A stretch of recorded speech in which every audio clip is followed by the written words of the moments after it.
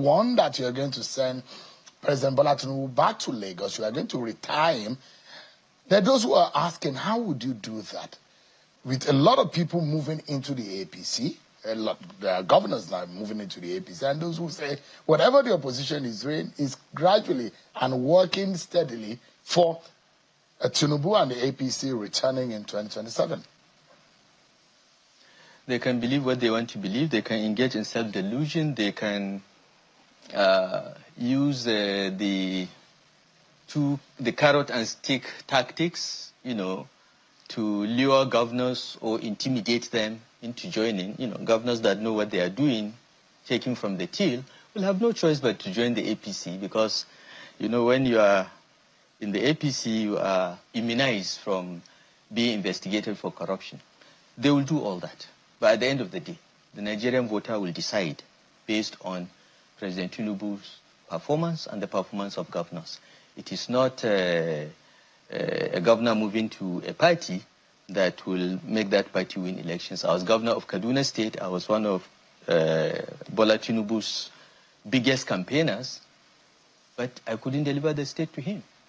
Bola Tinubu himself couldn't win his state with his own governor in place. So these things are not as theoretical as people want them to be. And if you want to engage in self-delusion, you are free to do so. So I will not tell you how we are going to win, but I tell you very clearly, and I've said this before and I'll say it again, the worst case scenario in the 2027 elections is that no winner will emerge in the first round. We may have to go for runoff. And Bola Tinubu will not be on the ballot for the runoff because he will at best be third in the election. He has no pathway to win. I have done the maths, I have done the analysis. He will be at best third. But he can deceive himself. He may think, I have money. Because they have taken all the money in the country.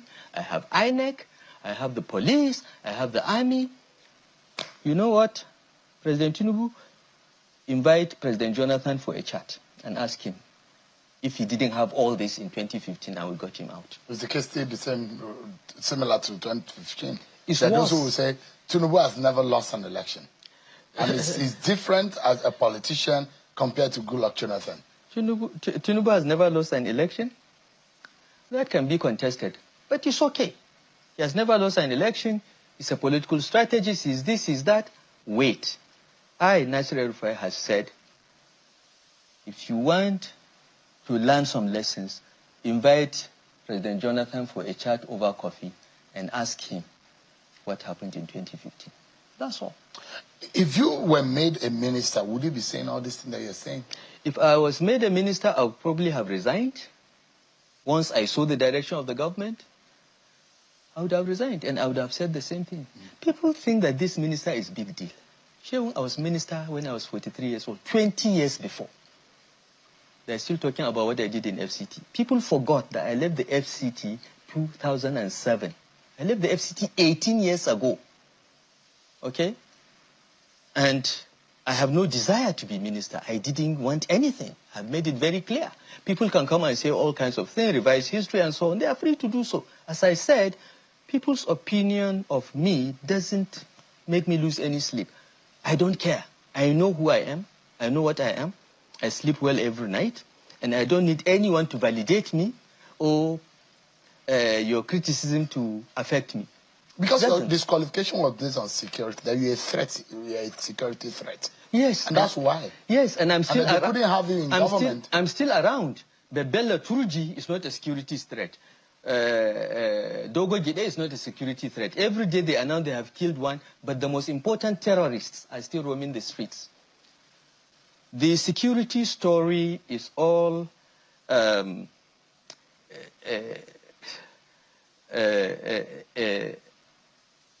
exit strategy for Bola Tinubu because he has changed his mind about wanting me to be a minister. I don't know what his reasons are, but he changed his mind. I understand that you had ambitions and you were going to use that office for your own personal ambition, and it was clear. Those are what I heard that really happened. Well, I'm hearing this one. First, I'm probably the only politician in Nigeria who has never had ambitions. Every position I've held in office, I was asked, I was invited, I was literally begged, like Tinubu begged me on the platform in Kaduna to serve because I get things done. I have never had ambitions. I am a person that gets difficult things done. That's why Obasanjo got me into the government. That's why Buhari asked me to go and be the governor of Kaduna State. I have never had ambition. I'm probably the only politician without ambitions. Number two, falling out with these people that have called you. Why do you keep falling out with them? Who have I fallen out with? They talk about fallout between you and OBJ and what he said about you. Now Bola Tinubu. Look, OBJ has said many good things about me. He has said many bad things about me. But today, tomorrow, go and ask him. OBJ will tell you I'm one of his best appointees ever. And it was OBJ that invited me to be the deputy chairman of the Nigeria-Congo Business Council. I'm still in touch with him. I still go to him for advice. I've not fallen out with OBJ. If anybody thinks there is a falling out, it's his imagination. Throughout the time I worked with Obasanjo, we quarreled and made up many times. It's the nature of our relationship. And depending on the mood, you know, that's it. But coming back to your question, okay?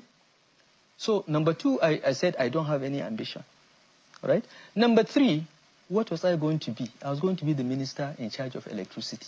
And I had a plan to ensure that by 2030, every part of Nigeria is covered with 24/7 reliable electricity. That was the plan I gave Tinubu. What is the ambition there? What is the ambition? Finally, what if I have ambition? If the work that I will do will provide Nigerians with electricity, will solve their problems, what has my ambition got to do with it? Is the country not important enough to tolerate my ambition if I had any? It is sheer idiocy and lack of love for country, okay, for people to sit and play games like that with the destiny of a country. Okay, so they have their minister of power. They have made progress with the electricity. I took the entire plan, which was developed by McKinsey and Boston Consulting Group, pro bono, because they know me, they respect me. I gave the entire plan to the government. Why can't they implement it? So that Nigerians will have electricity. Would that plan assure us that plan, constant electricity? By 2030, every part of Nigeria will be covered and will have reliable electricity. And that plan is not being followed? I have given them the plan. You ask them what they have done with it. No. I love this country. No, I don't care. You don't have ambitions, but there are those who say that you're going into the ADCs because of your plan and your agenda, your ambition towards 2027. They are free to say what they want to say. Do you want to become a VP candidate? Is that your ultimate goal? I am not interested in any position. I have never been. Okay? If not even a president? I will no, listen. Shehu, the purpose of having power is to do something with it. Okay? If I feel I have solutions to Nigeria's problems and I can make a contribution and I'm the best candidate and can win, I will run for an office. But I don't think so now. And where we are now, people are talking about ADC and talking about ambitions. Where we are now is to build a strong party.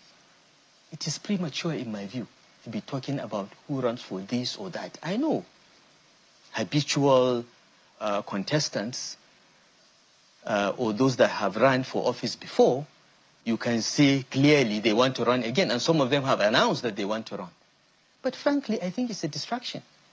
I think we should focus on building a strong party because the party is very weak. The ADC is not a national party. We have to make it a national party. We have to invest our human, material, and financial resources to make it a national party. That's the first step. When you build a strong party, as we did when we formed the APC, then you are in a position to say, let's have a process that will produce a presidential candidate that can win the election. We're not there yet. Can Nigerians trust those of you who have moved into the ADC? Because there are no new faces in that ADC. As congregation in that room, as shown on the pictures in that room, as shown on the screen right now, there are a lot of people from the PDP and some from the APC. And the questions that the APC is asking, or some Nigerians may be asking, is that what difference do you, who have come into the ADC now, want to make in Nigeria that is different? And those of you who have been in power before, why haven't you changed Nigeria? Why do they believe you now? My response to that is 3 points. First, look, ask yourself, and you asked that question last week or 2 weeks ago. Ask yourself, under the APC government of Bola Ahmed Tinubu, is your life better? If your life is not better, why not give another group a chance? That's one. But if you are okay, if your life has been improving, but I know that in the last 2 years, 30 more million people have been thrown into poverty because of the policies of this government. So, if you are not one of those 30 million, your life has improved. By all means, stay with APC. Number two, where do you want the politicians in ADC to come about? Do you want them to come from mass? Or they have never been in politics?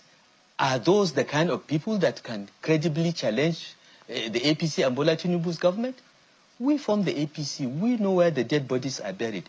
Some of them, like Atiku Abubakar, form the PDP. They know where the dead bodies in PDP are buried.